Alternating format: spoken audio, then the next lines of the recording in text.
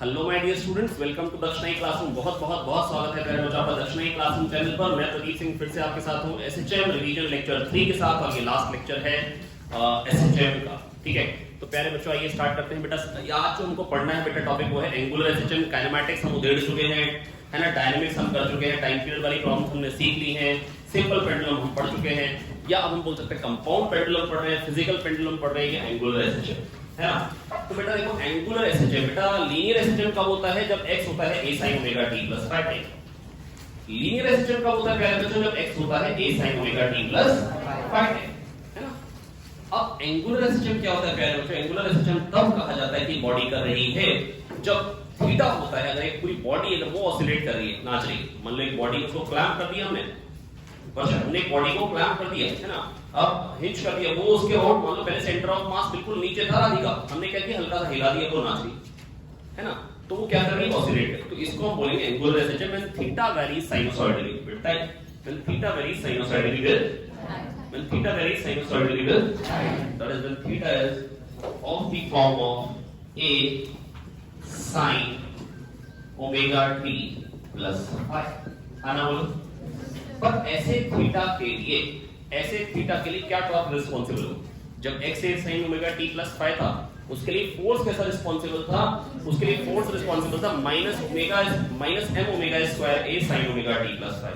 That is force जो था वो भी हार्मोनिक फोर्स था, वो भी अपना डायरेक्शन और अपनी वैल्यू चेंज कर रहा था। ठीक है, तो प्यारे बच्चों बस मैं आपको इतना बताना चाह रहा हूं कि अब यहाँ पर एंगुलर एसएचएम है, तो यहाँ पर बात ये नहीं होगी फोर्स कौन सा रिस्पांसिबल है, यहाँ पर बात होगी वो कौन सा टॉर्क है जो रिस्पांसिबल है, जो एंगुलर एसएचएम करा सकता है। ठीक है, तो आइए बच्चों देखते हैं। थीटा ये आ गया, d थीटा बाय dt सब एंगुलर वेलोसिटी निकाल सकते हैं। क्लियर है? d theta by dt angular velocity, यहाँ पे कैपिटल ओमेगा लिख देंगे ताकि ओमेगा इधर भी नहीं तो आप मुझसे आके काट सकते हैं। आना बोले, काटेंगे तो नहीं ना, तो दिखेंगे एक जैसे, तो इसलिए ओमेगा को यहाँ पे कैपिटल ओमेगा लिख दिया। एंगुलर एक्सेलरेशन क्या होता है? Rate of change of angular velocity d omega by dt हो जाएगा अल्फा। आना बोले, क्या आ जाएगा? माइनस, बेटा cos का डिफरेंशियल क्या होता है? माइनस साइन, क्या होता है? माइनस a ओमेगा, cos को आ जाएगा minus sine omega t plus phi, और ओमेगा t प्लस फाई का हो जाएगा प्यारे बच्चों ओमेगा। तो एंगुलर एक्सेलरेशन क्या आ गया? Minus omega square theta. क्या आ गया?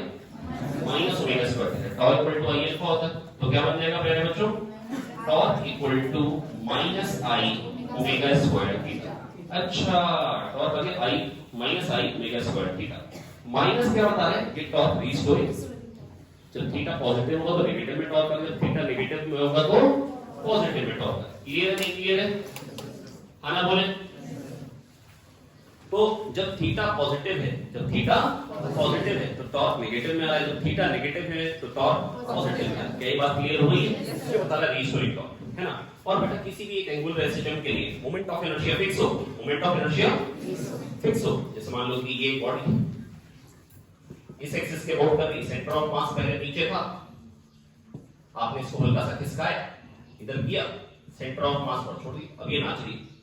तो बेटा टॉर्क जिस एक्सिस के अबाउट लिया जाता है, आई भी उसी के एक्सिस के अबाउट, टॉर्क इक्वल टू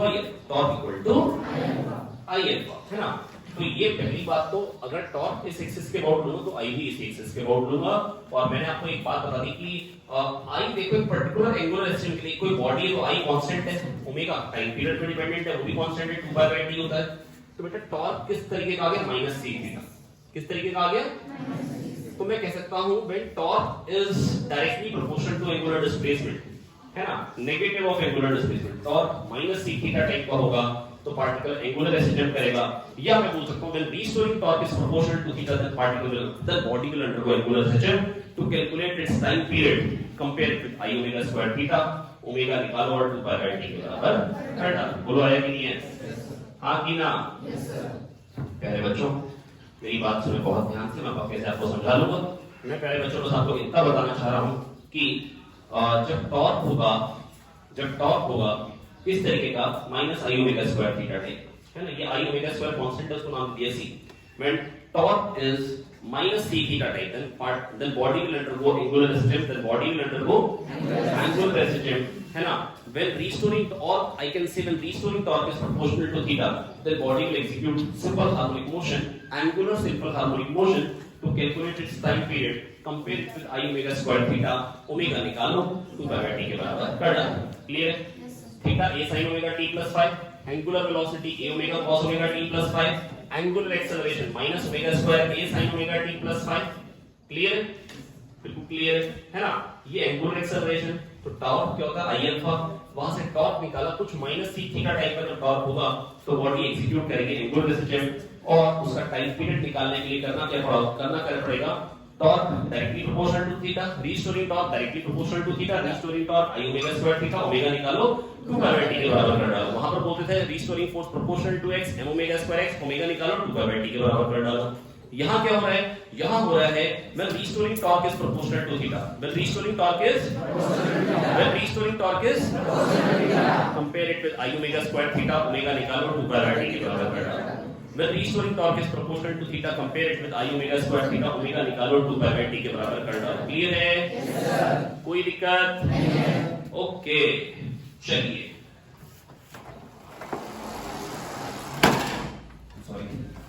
हाँ, अब देखो क्या निकल गया. ये बहुत सुंदर रॉड है. कैसी रॉड है बताएंगे? खूबसूरत, अति सुंदर. ये हिंज है, लेकिन किसी बदतमीज ने आके क्या किया, इसको हल्का सा ये डॉटेड पोजीशन है, उसकी नई पोजीशन. अब एमजी इधर पर, पहले एमजी यहीं से पास करा. अब रीस्टोरिंग टॉर्क है बेटा, ये L/2 थीटा नहीं है? अरे हाँ ना तो बोलो यार. ये L/2 थीटा. तो रीस्टोरिंग टॉर्क बेटा कितना निकल के आएगा? Restoring torque mg L/2 sin theta. बेटा ये L/2 नहीं है, समझ में? पतली सुना. अब से mg L/2, ये L/2 sin थीटा, ये L/2. अरे खाना तो बोल दो यार. mg into L/2 sin theta. sin theta theta बन जाएगा, क्योंकि जब थीटा छोटा होता है तो sin theta equal to theta होता है. बोलो आया? पिछली वीडियो में रिवाइज भी कराई थी बात. sin theta tan theta theta तीनों बराबर होते हैं जब थीटा छोटा होता है. बोलो आया? तो mg into L/2 theta. Oh, restoring torque proportional to theta. Restoring torque I omega square theta. I किस एक्सिस के अबाउट लेते हैं? जिस एक्सिस के अबाउट टॉर्क लेते हैं. क्या तो आया? कोई दिक्कत?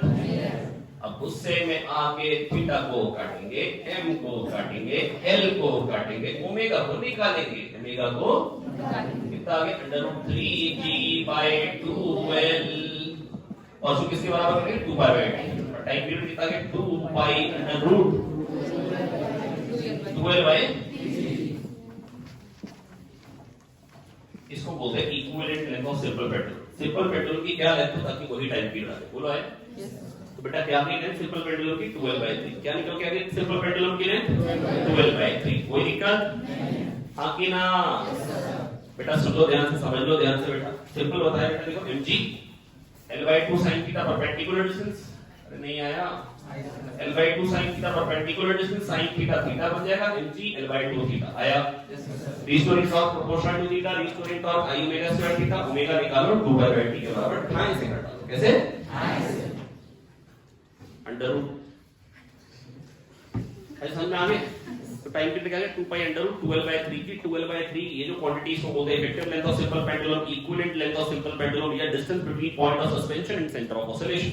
ये डिस्टेंस बिटवीन, कभी-कभी नाम दे देते हैं नीट वालों ने, और करना ही क्या?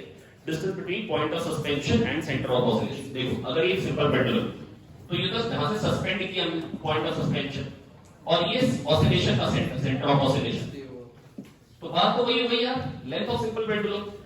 तो equivalent length of simple pendulum, effective length of simple pendulum, या distance between point of suspension and centre of oscillation, है ना? तो इस तरीके से आइए एक दो क्वेश्चन और कर देते हैं, ताकि मतलब बिल्कुल पक्के से दिमाग में बैठ जाए बात. छापते चलेंगे साथ में, फटाक से नोट करते चले आप लोग. तो बेटा कंडीशन का फिर से रिवाइज कर लेता हूं. Theta equal to sin omega t plus by angular velocity निकाली, एंगुलर एक्सेलरेशन निकाला, टॉर्क निकाला. तो टॉर्क जब minus I omega square theta type का होगा, that is minus c theta type का होगा. When restoring torque proportional to theta, restoring torque I omega square theta, omega निकालो 2 पाई बाय t के बराबर. ठाई से कर डालो अंडर रूट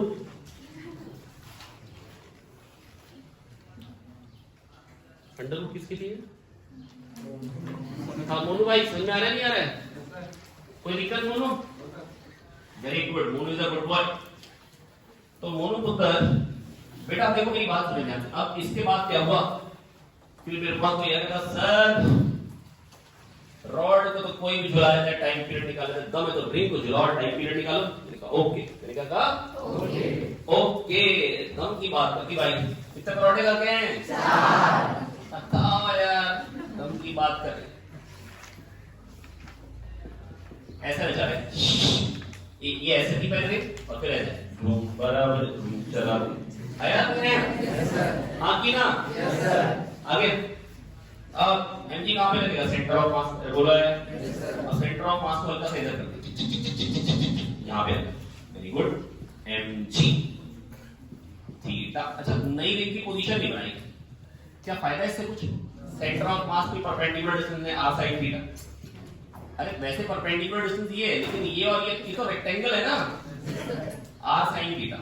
तो mg into r sin theta, क्योंकि थीटा है छोटा इसलिए sin थीटा बन जाएगा थीटा। mg r थीटा हो गया top, डिस्टोरिक top proportional to theta. इसका मतलब एंगुलर रेसिस्टेंस करेगी रिंग, एंगुलर रेसिस्टेंस करेगी। बोलो है कि नहीं है? हाँ कि नहीं है? हाँ कि ना? अब आई कितना आएगा? mr² plus mr² 2mr²। अब बस सिंपल सी बात पता है क्या है? हम आपको बताएं हम कर क्या रहे हैं? mg इनटू जो भी डिस्टेंस है सेंटर ऑफ मास का इनटू थीटा, और उसके बाद आई लिखा ओमेगा स्क्वायर थीटा। ओमेगा निकालेंगे 2 पाई बाय t के बराबर कर डालेंगे, ओमेगा निकालेंगे 2 पाई बाय t के बराबर। शानदार तरीके से m को काटेंगे, r को काटेंगे, क्योंकि mr हमें बिल्कुल भी पसंद नहीं है। अच्छा सब मजाक की बात है, काल्पनिक बात है। Under root g by 2, under root g by 2 pi by t। Time period कितना है? 2 pi under root 2r by t। बोलो आया? कोई दिक्कत नहीं है, छाप लो फिर मिटो देंगे। बहुत ही शानदार तरीके से बच्चे नोट करते चले जा रहे हैं।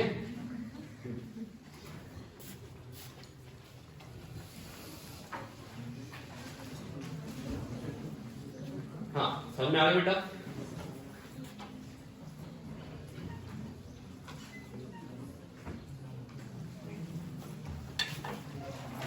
तो दूसरे बोर्ड पे लिखेंगे।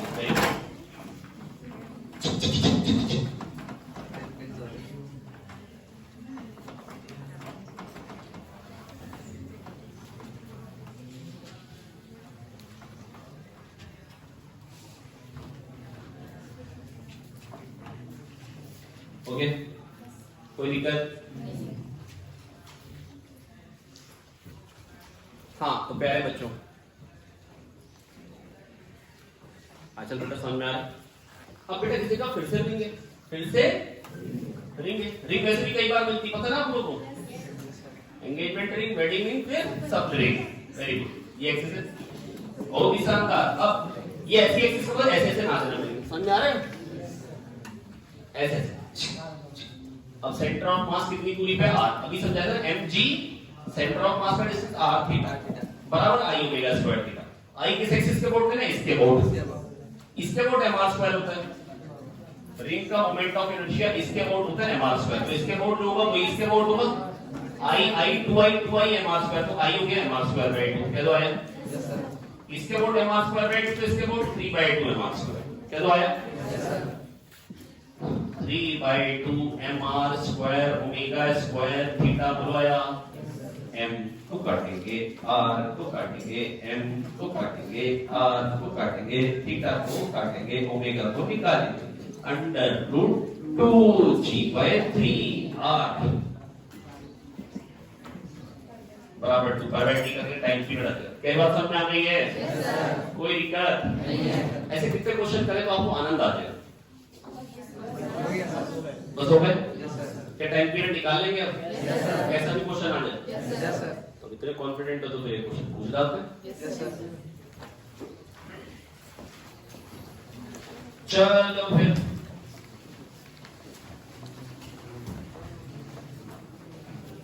ये है डिस्क, ये क्या है? दिस हॉलो स्फीयर क्या है? जिससे पूछेंगे वही बोले r/2 पे एक्सिस, कितनी दूर पे एक्सिस है? समझ आ गई? हॉलो स्फीयर r/2 से एक्सिस जा रही, ठीक है? हाँ तो बेटा वीपी बता दो बेटा कैसे करेंगे? शाबाश। mg r/2 थीटा इज इक्वल टू एक्सिस, ये सेंटर है और सेंटर से r/2 पर ऐसे ऐसे नहीं ऐसे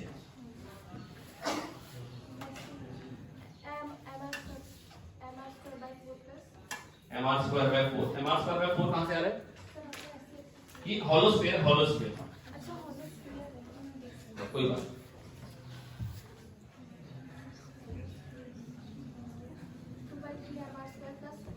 2/3 mr² या mr² by 3 लेंगे? 2/3 लेंगे, चलो वेरी गुड। रिंग में जब इसके वोट निकालना था अभी तो पहले हमने इसके वोट निकाला था mr² by 2 फिर प्लस mr² किया।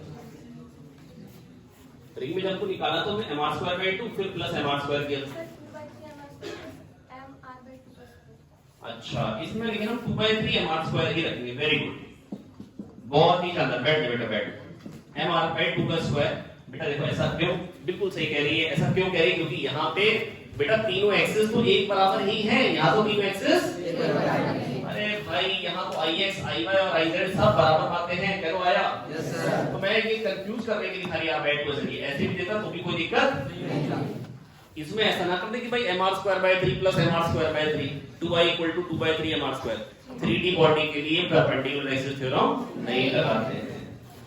तो क्या हो जाएगा बेटा ये बता दे शाबाश शाबाश 2/3 mr² plus mr/2 स्क्वायर कह दो आगे। mg r/2 थीटा बराबर i ओमेगा स्क्वायर थीटा। अब इसके बाद ओमेगा निकालेंगे 2π/t के बराबर ठाए से घटा लेंगे। ठाए आपको करना हो या ना करना हो वाह हाँ आ गया अच्छा बिल्कुल सीधी बैठो।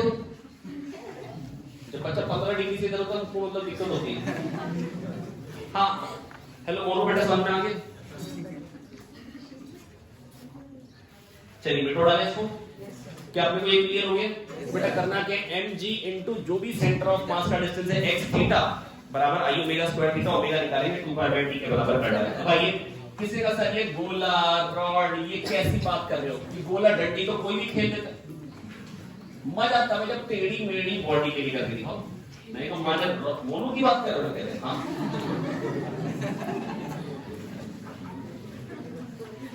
योर सेंटर ऑफ मास के ऊपर मोमेंट ऑफ इनर्शिया कितना बोलूं तुम्हारा आईसी कितना है आईसी क्या होगा mk स्क्वायर क्या होगा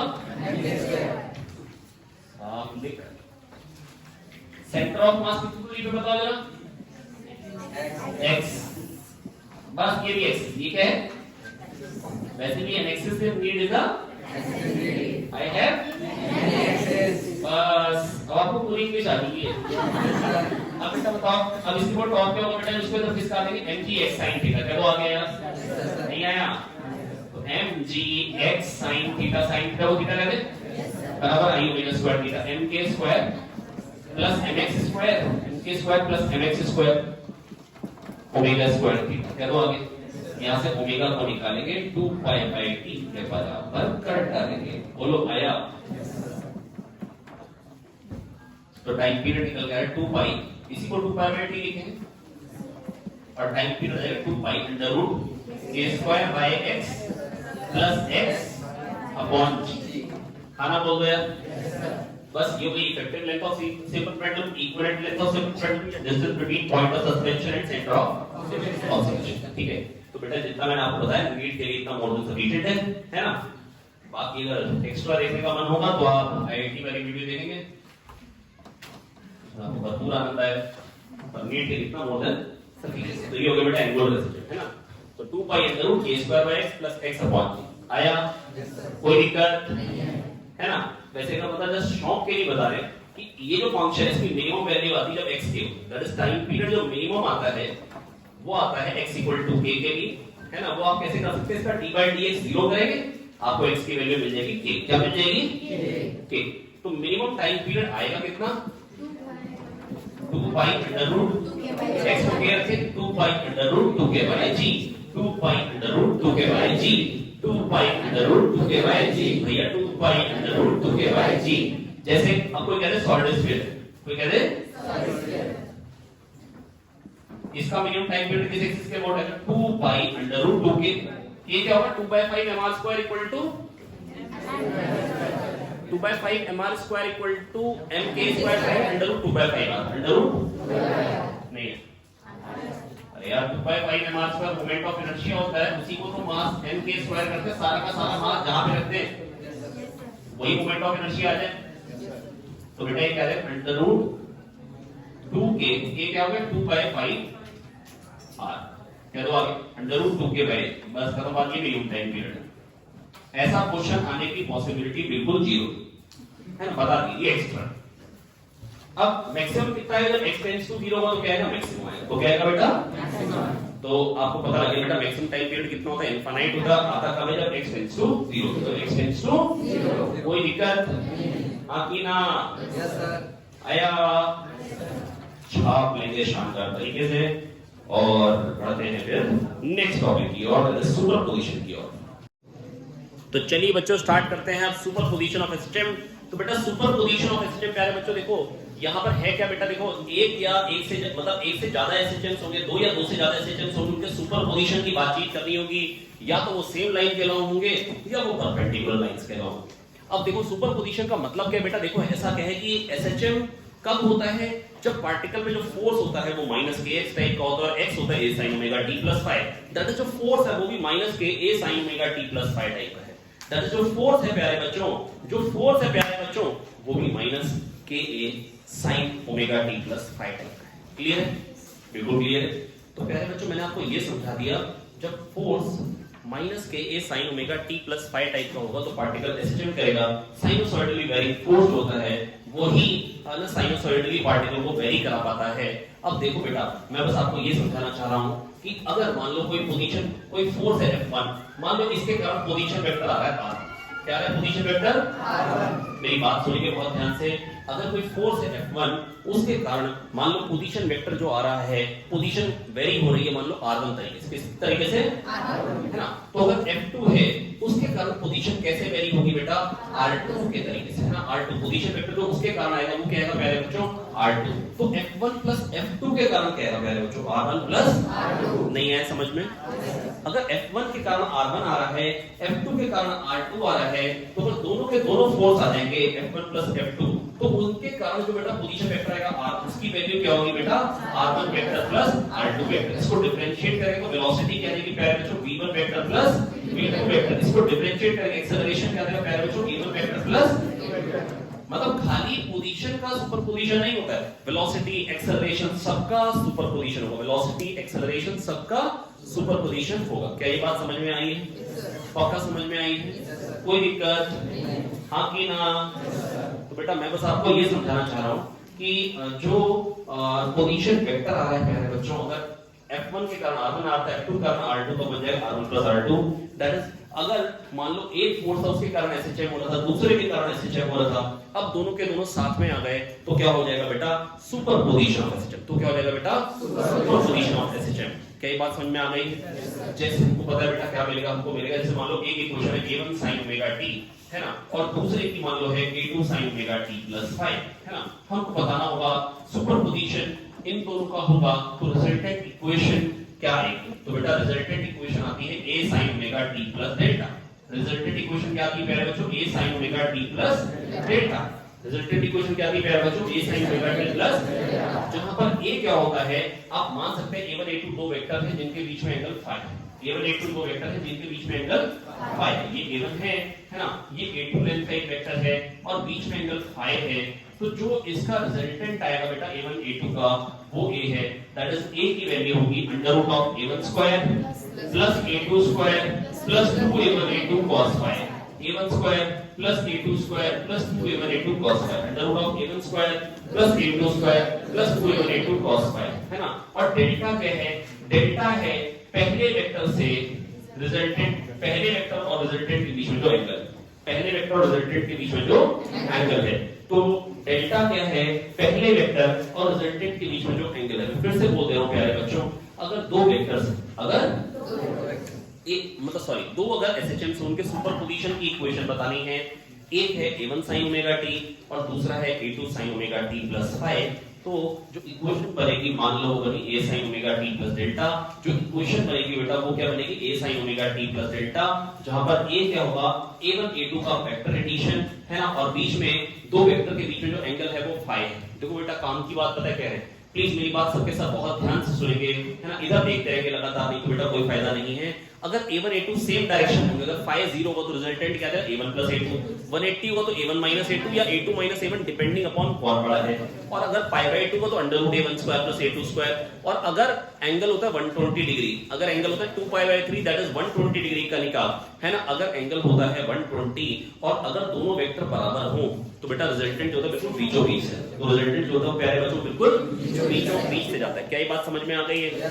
तो मैंने आपको बताया क्या, अगर एक एसएचएम है a1 sin ओमेगा t, दूसरा है a2 sin omega t plus phi, तो जो इक्वेशन आएगी रिजल्टेंट एसएचएम की, जो सुपरपोजिशन ऑफ टू एसएचएम की जो इक्वेशन बनेगी वो बनेगी a sin ओमेगा p, वो बनेगी a sin omega t plus delta, a1 sin omega t, a2 sin omega t plus phi.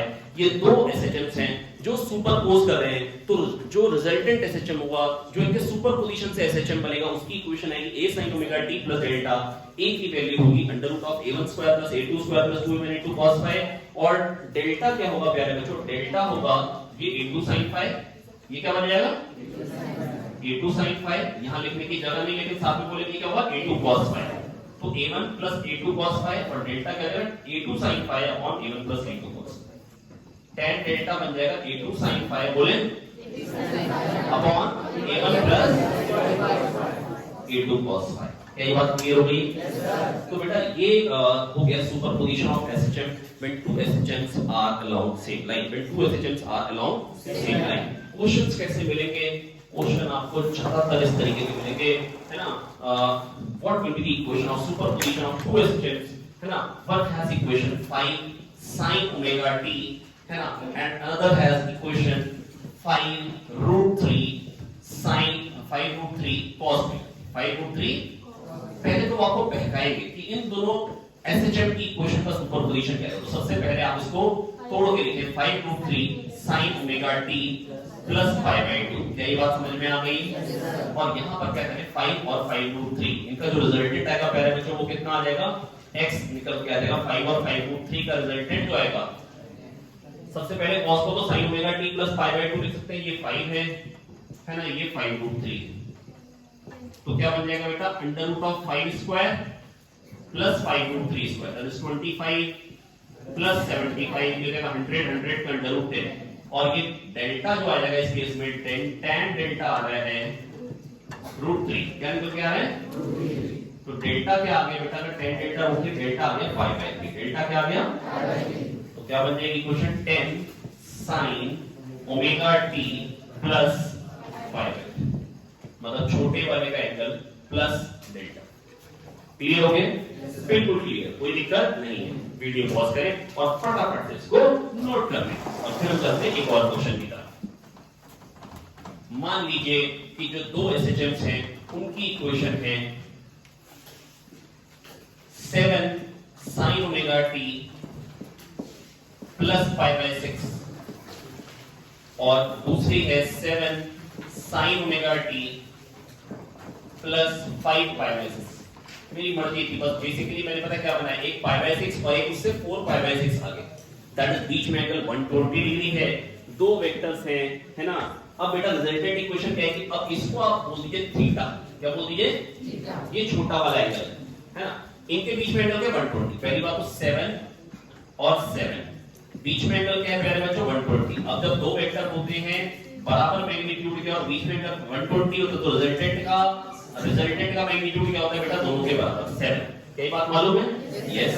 तो क्या आएगा? 7 और बेटा बीच में जो एंगल होगा रिजल्टेंट में जो एंगल होगा पहले वाले के साथ वो 60 हो जाएगा, दैट इज पाई बाय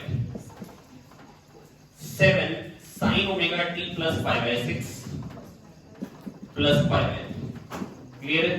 बिल्कुल क्लियर। तो ये हो गया resultant of two SHMs which are along same line, है ना? इन जनरल तो बेटा आपको सबसे पहली जो चीज मैं आपको बता दूं, हेलो बेटा मेरी बात सुनो, आपको हमेशा ऐसा ही मिलने वाला है, 90% चांसेस तो यही रहेंगी, a1 sin ओमेगा t एक होगा और दूसरा होगा a2 cos omega t। cos का मतलब होता है sin omega t plus pi by 2, और पूछ लेंगे रिजल्टेंट का एम्पलीट्यूड, तो क्या है under root of a1 square plus a2 square, है ना? जैसा कि आपके मॉड्यूल में भी अगर आप क्वेश्चन देखेंगे लगातार, तो क्या दिखाई दे रहे हैं? कह रहे हैं 3 sin omega t plus 4 cos omega t, इसका एम्पलीट्यूड है, एक 3 sin ओमेगा t एक 4 cos ओमेगा t, तो बेटा under root 3 square plus 4 square that is 5। ये पहला क्वेश्चन है, क्या कौन सा क्वेश्चन है? पहला। अगला क्वेश्चन है a sin pt plus b cos pt, ये किसकी इक्वेशन है? SHM की, सर्कुलर मोशन की, एलिप्टिकल मोशन की, ये SHM की इक्वेशन है। अगर a sin omega t plus b cos omega t हुआ तो किसकी इक्वेशन होती है बेटा? ये सुपरपोजिशन ऑफ SHM से मिलता है हमको, SHM ही मिलता है। दो अगर हमारे पास इक्वेशन है SHM की, उनके एडिशन से भी क्या मिलता है? SHM मिलता है। अगला जो क्वेश्चन है a sin omega t plus a cos omega t, कह रहे हैं इक्वेशन किसकी है? SHM की है, और उसका एम्पलीट्यूड क्या है? a root 2। अगर a sin ओमेगा t और a cos ओमेगा t है, अगर a और a है और बीच में 90, cos ओमेगा t मतलब sin omega t plus pi by 2, मतलब a रूट 2 बनेगा। क्या बनेगा? a रूट 2, है ना? अगली बात जो है वो थोड़ा सा डिपेंडेंट है, अभी परपेंडिकुलर SHM मैंने आपको नहीं बताया, जिसमें 3 क्वेश्चन आ रहे हैं अगले, और उससे अगला क्वेश्चन आ रहा है फिर से बेटा, मतलब फिर से वही a sin omega t plus a cos omega t, a root 2, बस a की वैल्यू दे रखी है उन्होंने 5 रूट 2। तो मतलब सारे के सारे क्वेश्चन जो आपके मॉड्यूल में भी हैं वो भी सारे इसी पे बेस्ड हैं कि अगर एक a1 sin ओमेगा t है और एक a2 cos ओमेगा t है, तो जो रिजल्टेंट SHM का जो एम्पलीट्यूड आएगा प्यारे बच्चों, वो क्या आएगा? Under root of a1 square plus a2 square. क्या आएगा प्यारे बच्चों? Under root of a1 square plus. कोई दिक्कत? अब बेटा इसके बाद बस हमको चर्चा करनी होती है परपेंडिकुलर SHMs के सुपरपोजिशन की। किसकी चर्चा करनी है प्यारे बच्चों? परपेंडिकुलर SHMs के सुपरपोजिशन की। अगर इतना समझ में आ गया तो बेटा पहले इसके ऊपर फटाफट से रिवाइज करें, वीडियो को पॉज करें और फिर देखते हैं परपेंडिकुलर SHMs का सुपरपोजिशन। अब भैया कोई हमको मेरा कहता भाई परपेंडिकुलर SHM का सुपरपोजिशन कराओ, तो जाने पैरेलल SHM का सुपरपोजिशन तो गांव का बच्चा बनता है, गांव का बच्चा। ओके, हमने क्या कहा? ओके। देखो बेटा सुपरपोजिशन होता क्या है, याद कर लेता हूं। सुपरपोजिशन में अगर दो SHM का सुपरपोजिशन होता है तो अगर एक के कारण डिस्प्लेसमेंट अगर S1 होगी, दूसरे कारण S2, तो क्या होगी? S1 plus S2। एक के कारण पोजीशन वेक्टर R1 आएगा, दूसरे कारण R2, तो क्या आएगा? R1 plus R2। अब बेटा अगर परपेंडिकुलर SHM है तो एक के कारण x कोऑर्डिनेट आएगा और दूसरे कारण y कोऑर्डिनेट, तो बस अब क्या हो जाएगा? x कोऑर्डिनेट भी हो जाएगा और y में भी चला जाएगा। अब तो रिजल्टेंट डिस्प्लेसमेंट क्या हो जाएगी? xi cap plus yj cap. Correct है? बिल्कुल करेक्ट है। पैरेलल SHM में क्या था? अगर एक a1 sin ओमेगा t एक a2 sin omega t plus 5, तो रिजल्टेंट क्या है? a1 sin omega t plus a2 sin omega t plus 5। तो जो रिजल्टेंट SHM बनेगा उसका जो एम्पलीट्यूड होगा वो क्या होगा? Under root of a1 square plus a2 square plus 2a1 a2 cos 5। तो resultant of two SHM of same frequency will be SHM of amplitude under root a1 square plus a2 square plus 2a1 a2 cos 5, और a1 sin omega t plus a2 sin omega t plus 5 से बनता क्या है? a sin omega t plus delta. अभी बता चुका हूं, क्या तो आया? पर डेल्टा की वैल्यू के लिए tan डेल्टा होता है a2 sin phi upon a1 plus a2 cos 5। अगर भूल गए तो वीडियो को रिवाइंड करेंगे, दोबारा देखेंगे, शानदार तरीके से समझ में आ जाएगा। ठीक है, अब परपेंडिकुलर SHM ले आपको कहते हैं दम है तो हमारा सुपरपोजिशन करो तो ओके, हमने क्या कहा? तो x था a1 sin omega t, okay, y था a2 sin omega t plus 5। तो देखो नीट के सिलेबस में फाई की कौन-कौन सी वैल्यू है? 0 पाई बाय 2 पाई, बस 3। ठीक है, अब फाई को पहले 0 लेते हैं, फाई 0 तो क्या बन जाएगा? x क्या हो जाएगा? a1 sin omega t। हाँ ना बोलो यार, नहीं आया। y क्या रहेगा? a2 sin omega t। फिर किस तरह से इनको डिवाइड करो, बड़ा मजा आएगा। क्या ऐसे sin ओमेगा t कट जाएगा, पैरामीटर हट जाएगा, y बाय x के आगे a2 बाय a1, और y equal to mx, y equal to, और स्लोप पॉजिटिव है। स्लोप क्या है? पॉजिटिव स्लोप का मतलब ये कैसा होगा? Straight line. तो superposition of two perpendicular SHM of same frequency and zero phase difference is straight line, is straight line with positive slope, मतलब x y के साथ साथ बढ़े। तो पहली बात मोशन कहेगा स्ट्रेट लाइन, मोशन कहेगा कौन कौन से क्वाड्रेंट में, कौन कौन से क्वाड्रेंट में, फर्स्ट में और थर्ड में, फर्स्ट में और फर्स्ट एंड थर्ड क्वाड्रेंट में मोशन होगा। पहली बात फर्स्ट एंड थर्ड क्वाड्रेंट आगे बढ़ लेंगे, क्यों से होता है ना, देखो पूरी स्पेलिंग नहीं आती है छोड़ दी है ना, स्पेलिंग लिख है ना, मेरी बात समझ ध्यान से। तो फर्स्ट एंड थर्ड क्वाड्रेंट में होगा मोशन स्ट्रेट लाइन होगा, एम्पलीट्यूड क्या है, ये a1 ले जाना चाहता था, ये a2, x वाला a1 तक ले जाना चाहता था, y वाला a2 तक, तो क्या हो जाएगा under root of a1 square plus a2 square, ये हो जाएगा एम्पलीट्यूड, क्या दो आया हां की ना। तो स्ट्रेट लाइन का रिजल्टेंट मोशन SHM होगा, स्ट्रेट लाइन पे होगा और फर्स्ट थर्ड क्वाड्रेंट में होगा, फर्स्ट थर्ड क्वाड्रेंट में। अगर मान लो फाई पाई होता तो क्या होता, फाई हैड बीन पाई तो sin ओमेगा t प्लस पाई, sin pi plus theta minus sin theta, तो यहां पे माइनस आ जाता, डिवाइड करता तो यहां पे माइनस आ जाता, नेगेटिव स्लोप की स्ट्रेट लाइन बनती, कैसी बनती,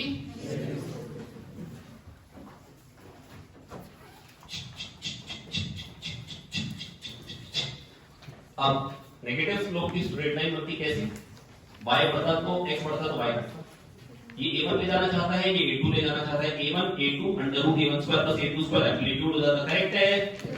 मोशन क्या होगा स्ट्रेट लाइन, अभी भी नेगेटिव स्लोप की स्ट्रेट लाइन, कैसी स्लोप की स्ट्रेट लाइन, नेगेटिव स्लोप की स्ट्रेट लाइन आती, क्या तो आया, कोई दिक्कत नहीं है। तो बेटा नेगेटिव स्लोप की आती है, स्ट्रेट लाइन आती है, कौन कौन से क्वाड्रेंट में, सेकंड, कौन कौन से क्वाड्रेंट में, सेकंड और फोर्थ, क्या तो आया हां की ना।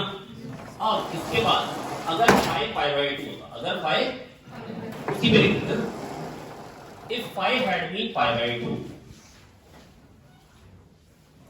बेटा मदद कर दो, अगर फाई पाई बाय 2 तो क्या होता,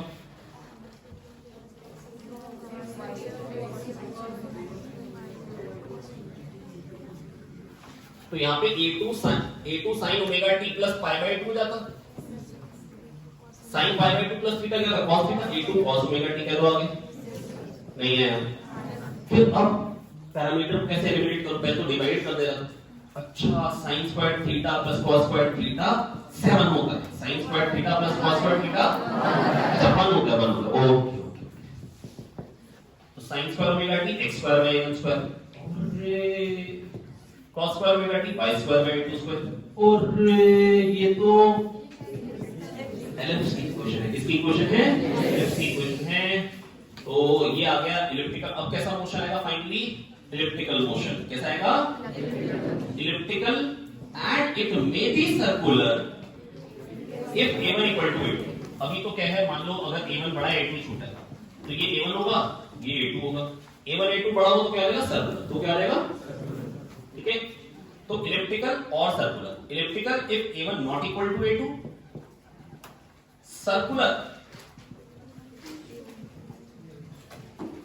if a1 equal to a2, क्या तो आया, अब तो चारों क्वाड्रेंट में घूमे, अब तो चारों क्वाड्रेंट में। तो ये होता है बेटा खल्लास पूरा का पूरा SHM का कार्यक्रम। तो बेटा अगर दो परपेंडिकुलर SHM का सुपरपोजिशन क्या आता है, या तो स्ट्रेट लाइन या सर्कल या एलिप्स। अगर फेज डिफरेंस 0 या पाई होगा तो स्ट्रेट लाइन, अगर 0 होगा तो पॉजिटिव स्लोप की straight line, a2 by a1 slope होती है, और फर्स्ट और थर्ड क्वाड्रेंट में रहता है तो पॉजिटिव स्लोप होगी, और अगर फेज डिफरेंस पाई होगा तो नेगेटिव स्लोप होगी, तो सेकंड और फोर्थ क्वाड्रेंट, तो सेकंड और फोर्थ क्वाड्रेंट क्या होया हां कि ना, amplitude under root a1 square plus a2 square. और अगर फेज डिफरेंस पाई बाय 2 होगा, a1 a2 बराबर नहीं होंगे तो इलिप्स है ना, नहीं तो सर्कल। और सर्कल एक स्पेशल एलिप्स, सर्कल क्या है ना, एलिप्स मतलब पगलाया, एलिप्स मतलब पगलाया है ना, इसेंट्रिक सर्कल। तो बेटा अब अगली बात बेटा हमको क्या करना है, बेटा हमने देखो हर एक टॉपिक को टच कर दिया है। अब हम क्या करेंगे बेटा, कुछ क्वेश्चंस फटाफट से कर लेते हैं ताकि चैप्टर बिल्कुल मजबूती से तैयार हो, ठीक है। तो चलिए स्टार्ट करते हैं सवालों के साथ। प्यारे बच्चों, these are the questions which will be discussing. थोड़ा सा शुरुआत का डिस्कशन आपको फास्ट लग सकता है, अगर लगे तो आप रिवीजन वीडियो को ध्यान से देखिए, फिर आपको क्वेश्चंस बहुत ही सिंपल लगेंगे। तो please keep on taking the screenshot so that you may be able to understand better. This is question number 2, this is 3, this is 4, 5, 6, 7, 8, 9, 10, 11, 12, 13, 14, 15, 16, 17, 18, 19, 20, 21 and 22. So these are the 22 questions which we'll be discussing. Please take the screenshot so that you may be able to understand better. Okay, now let's start with the solutions. तो बच्चों अब जो शुरुआत के ये जो हम questions कर रहे हैं बेटा, इसको मैं थोड़ा सा तेज करने वाला हूँ, थोड़ा सा जल्दी करेंगे. अगर आपको लगे फास्ट ट्रैक पे जा रहा है तो आप ऐसा करेंगे, रिवीजन वीडियो कंप्लीटली देख लेंगे, आपको डेफिनेटली अच्छे से क्लियर हो जाएगा. तो चलिए बच्चों स्टार्ट करते हैं एसएचएम के क्वेश्चंस के साथ. Question number 1. A mass of 1 kg is suspended from a spring of force constant 400 Newton executing SHM. The total energy of the body is 2 joule. The maximum acceleration of the spring will be. बेटा 1 kilogram का block है, 400 Newton पर metre बोलना चाहिए था, spring constant है और कह रहे हैं टोटल एनर्जी 2 जूल है. टोटल एनर्जी होती है हाफ के ए स्क्वायर. बेटा जो मैक्सिमम पोटेंशियल एनर्जी होती है वही टोटल एनर्जी होती है प्यारे बच्चों. जो मैक्सिमम पोटेंशियल एनर्जी होती है वही टोटल एनर्जी होती है प्यारे बच्चों. मेरी बात सुनेंगे बहुत ध्यान से. जो मैक्सिमम पोटेंशियल एनर्जी होती है वही टोटल एनर्जी होती है. तो अब मैक्सिमम पोटेंशियल एनर्जी क्या हो जाएगी? हाफ के ए स्क्वायर. क्या हो जाएगी बेटा? हाफ के ए स्क्वायर. हाफ के बेटा सबकी नजर इधर रहेंगी, मैं एक एक करके टोक नहीं पाऊंगा प्लीज. हाफ के ए स्क्वायर ये हो जाएगी टोटल एनर्जी. के दे रखा है 400, के दे रखा है 400, हाफ 400 ए स्क्वायर और ये आपको दे रखी है 2 जूल. क्या दे रखी है? 2 जूल. हाफ के दे रखा है 400, ए मेरे को पता नहीं है, ये 2 है तो यहां से 200 आया. ए की वैल्यू आ गई 0.1. ए की वैल्यू क्या आ गई? तो मैक्सिमम एक्सेलरेशन पूछा है बेटा. के एक्स होता है फोर्स, फोर्स क्या होता है? के एक्स. तो के एक्स अपॉन मास होता है एक्सेलरेशन. एक्स की मैक्सिमम वैल्यू क्या होती है? ए. तो के ए बाय एम. एम दे रखा है 1 तो के है 400 इंटू 0.1 बाय 1 तो मैक्सिमम एक्सेलरेशन इज 40. क्लियर है? बिल्कुल क्लियर है, कोई दिक्कत की बात नहीं है. बढ़े आगे. Yes, next question. A mass m is suspended from a spring of negligible mass. The spring is pulled a little and then released so that the mass executes SHM of time period t. If the mass is increased by m, the time period becomes 5t by 3. Then the ratio of m to m is. बेटा हमने क्या किया? हमने हमारे पास एक spring balance था, इस पे कैपिटल एम मास था, उसमें स्मॉल एम मास और जोड़ दिया है ना. और स्मॉल एम मास जोड़ने के बाद टाइम पीरियड जो हो गया प्यारे बच्चों वो 5t by 3 हो गया. कितना हो गया टाइम पीरियड? बोलेंगे साथ साथ में 5t by 3. और टाइम पीरियड होता है 2 pi under root M by K. क्या होता है बेटा time period? 2 pi under root M by K. 2 pi under root नहीं आया कोई दिक्कत नहीं है. तो बेटा ये टाइम पीरियड आ गया 2 pi under root M by K. तो अब बेटा मेरे को टाइम पीरियड चाहिए 5/3 टाइम्स. 5/3 टाइम्स अगर टाइम पीरियड करना है, जो कि मैंने आपको बेटा रिवीजन वीडियो में भी बता रखा है, अगर टाइम पीरियड को 5/3 टाइम्स करना है तो मास को हमको क्या करना पड़ेगा? मास को हम करना पड़ेगा 25/9 टाइम्स. मास को करना पड़ेगा 25 क्या तो आया? कोई दिक्कत नहीं है. वेरी गुड, शाबाश. तो 25/9 हम करना पड़ेगा, 25/9 हम करना पड़ेगा. बोलो आया? हाँ कि ना? तो मास को हमको करना पड़ेगा 25/9m. तो बेटा ये बेसिकली मास हो गया. हम जानते हैं उसमें m जोड़ा तो m plus m equal to this हो गया. क्या दो आया? यहां से स्मॉल m की वैल्यू बहुत शानदार तरीके से निकल के आ रही है 16m/9. कर लेंगे 16m/9. खाली कैलकुलेशन ही तो है यार. Small m by capital M क्या जाएगा? 16/9. बहुत शानदार तरीके से आंसर आ चुका है. बोलो आया? Next question. The period of oscillation of a simple pendulum of length L suspended from roof of a vehicle which moves without friction down the inclined plane of inclination alpha is given by. बेटा देखो प्यारे बच्चों, यहां पर कह रहे हैं period of oscillation of simple pendulum of length L suspended from the roof of a vehicle, है ना. ये कह रहे हैं यहां पर एक रूफ है व्हीकल की, फ्रिक्शनलेस कह रखा है शायद track, moves without friction. Without friction का मतलब एक्सेलरेशन क्या हो जाएगा? g sin theta. mg sin theta बराबर m है. नहीं आया?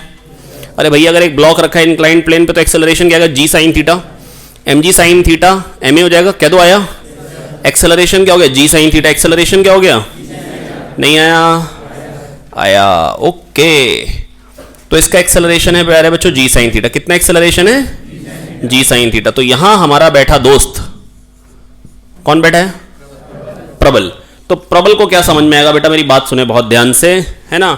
ये प्रबल को क्या दिखाई देगा, प्रबल कहेगा कि सर मेरा एक्सेलरेशन तो जी साइन थीटा है, मैं नॉन इनर्शियल रेफरेंस फ्रेम में हूं, तो मैं सूडो फोर्स लगाना चाहता हूं, मैं सूडो फोर्स लगाना चाहता हूं। वैसे भी ये फोर्स तो काफी ज्यादा लगा ही रहा है। अब बेटा मेरी बात सुनेंगे बहुत ध्यान से। अब इस पे जो फोर्स होगा वो होगा एम जी कॉस थीटा, इधर को एम जी साइन थीटा, इधर को, अरे बोलो आया? नहीं आया। और जी साइन थीटा इसका एक्सेलरेशन है, तो ये एक फोर्स लगाएगा एम ए और ए से अपोजिट डायरेक्शन में, और ये भी एम जी साइन थीटा। और यहां से बहुत शानदार तरीके से एम जी साइन थीटा की झंड होती हुई खाली और खाली एक ही फोर्स रह गया, एम जी कॉस थीटा।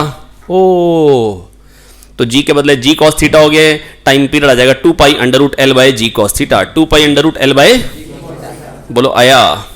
नहीं आया, नहीं आया, नहीं आया। पीपी आ रहा है? बड़े आगे रिपीट कर दो, कौन कह रहा है? हाँ मुंह से बोलेंगे फटाफट से, ठीक है। अब देखो बेटा मेरी बात सुने ध्यान से, जी साइन थीटा एक्सेलरेशन से ये नीचे आ रहा है, जी साइन थीटा एक्सेलरेशन से ये नीचे आ रहा है, ठीक है बच्चों। जी साइन थीटा एक्सेलरेशन से प्यारे बच्चों अगर ये नीचे आ रहा है मेरे दोस्त प्रसन्न, तो बेटा इस पे फोर्स हो गया M G sine theta, M G cos theta. और मैं जानता हूं अगर फ्रिक्शनलेस ट्रैक पे कोई ब्लॉक नीचे आएगा तो M G sine theta equal to M A से एक्सेलरेशन आएगा जी साइन थीटा। ये फ्रेम का एक्सेलरेशन जी साइन थीटा है, जहां पर मेरा दोस्त प्रबल बैठा है तो उसको क्या दिखाई देगा, रियल फोर्सेस के साथ साथ M G cos theta, M G sine theta, tension के साथ साथ एक सूडो फोर्स एम ए, जो कि ए से अपोजिट डायरेक्शन में होगा। कह दो आया? हाँ कि ना। तो एम जी साइन थीटा की इसी के साथ झंड होती हुई और M G cos theta net force हो गया, एम जी के बदले एम जी कॉस थीटा हो गया, तो टाइम पीरियड क्या आएगा, 2 pi under root L by g के बदले 2 pi under root L by ji cos theta आएगा। कह दो आया? हाँ कि ना। अभिषेक आप लगातार इधर नहीं देख रहे हैं, क्या आप समझ पा रहे हैं? समझ में आ गया? कोई दिक्कत नहीं है, चले बड़े आगे। Very good. Question number 4। The length of a simple pendulum executing simple harmonic motion is increased by 21%. The percentage increase in the time period of the pendulum of increased length is? देखो बेटा बहुत ही Lallu question है आपके सामने। Length को 21% increase कर दिया है, मतलब L से 1.21 L कर दिए। क्या ये बात समझ में आती है? बेटा 21% का मतलब होता है 100 में जो चेंज आता है उसको हम बोलते हैं परसेंटेज चेंज। हेलो किम जॉनसन, स्टैंड अप। किम बेटा है क्या ना बेटा, लेंथ को 21% इंक्रीज किया तो 100 में 21 का इंक्रीज आता है, 100 में 21 का इंक्रीज, इसको हम बोलते हैं परसेंटेज इंक्रीज। तो 1 में कितने का इंक्रीज आएगा, 0.21 का। L में कितने का इंक्रीज आएगा, 0.21 L का।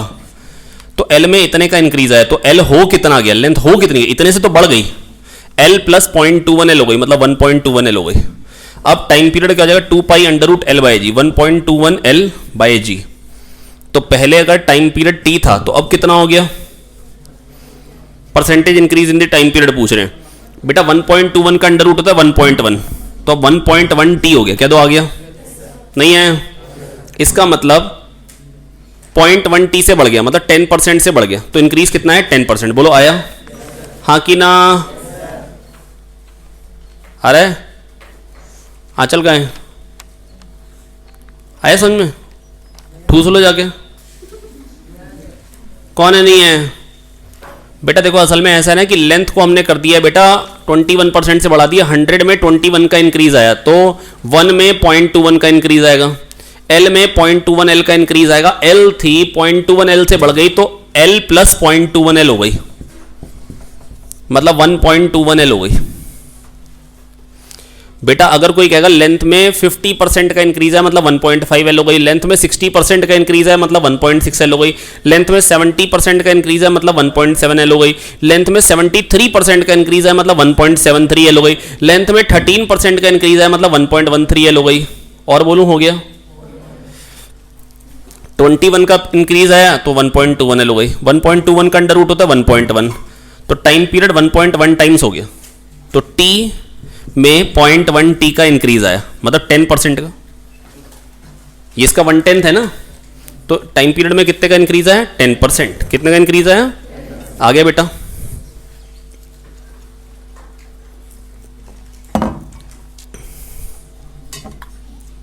अरे हाँ ना बोलो यार। आ गया बेटा, कोई दिक्कत नहीं है। चलो फिर आगे बढ़ते हैं। बेटा एक वन टाइम पीरियड में डिस्प्लेसमेंट क्या होती है, 0। जहां से चले थे वहीं आ गए, जो वेलोसिटी थी वही हो गई, total change in velocity upon total time. Change in velocity क्या होती है एक टाइम पीरियड में, 0। क्या तो आया यार? एवरेज वेलोसिटी भी जीरो, एवरेज एक्सेलरेशन भी जीरो, और टोटल डिस्प्लेसमेंट भी एक टाइम पीरियड में जीरो, जहां से चले थे वहीं आ गए। बोलो आया नहीं है? और डिस्टेंस ट्रेवल्ड क्या होता है एक टाइम पीरियड में? 4 है। ये आया था पिछले साल, पता है आपको? Distance travelled in one time period 2019 में, पता है आप लोगों को ये बात? Next, A student says that he applied a force F is equal to minus k under root x on a particle and the particle moves.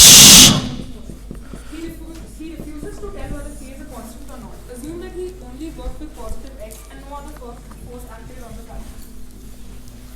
देखो मेरी बात सुनो तो बेटा, k क्या है बताना है, k कांस्टेंट है या नहीं है? बेटा अगर माइनस के रूट एक्स लग रहा है और ये SHM कर रहा है तो बेटा फोर्स तो प्रोपोर्शनल टू माइनस एक्स होता है ना, तभी SHM होता है।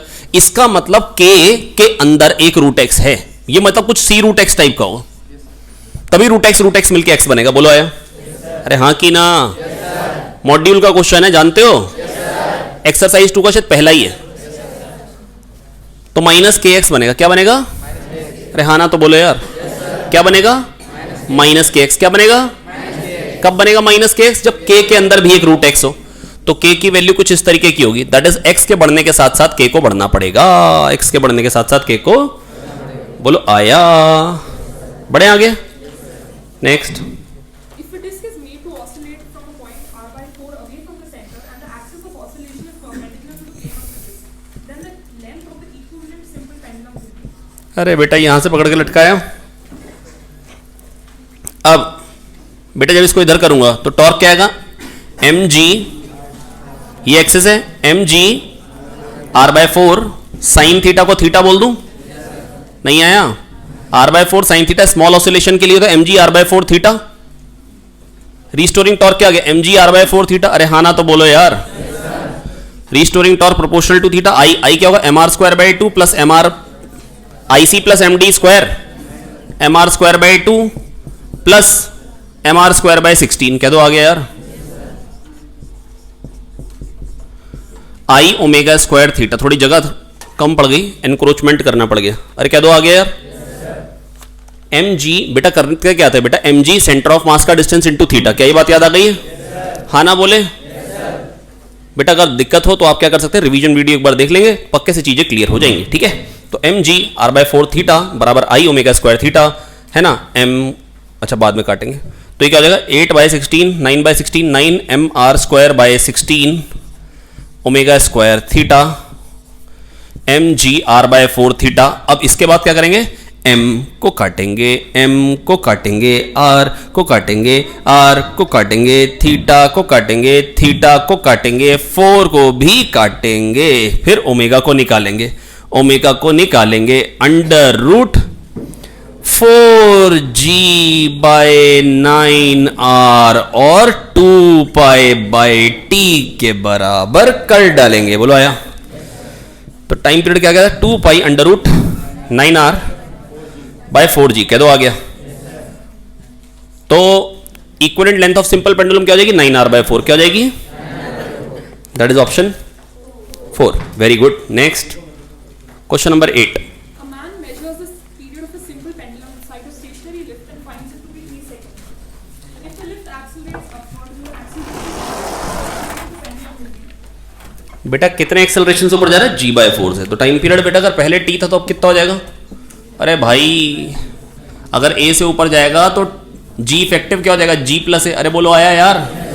अब टाइम पीरियड क्या है? 2π/L/g plus a। बोलो आया। g के बदले g/4 पुट कर दो। टाइम पीरियड था 2π/L/g, नहीं आया। तो अब टाइम पीरियड t' हो गया 2π/L/g प्लस g/4 क्या हो जाएगा? 5g/4, नहीं है। 2π/L/g को t कह दो तो √4/5 टाइम्स, दैट इज 2/√5t। तो अब टाइम पीरियड हो जाएगा 2/√5t, दैट इज ऑप्शन 3। कह दो आया? कोई दिक्कत? हाँ कि ना?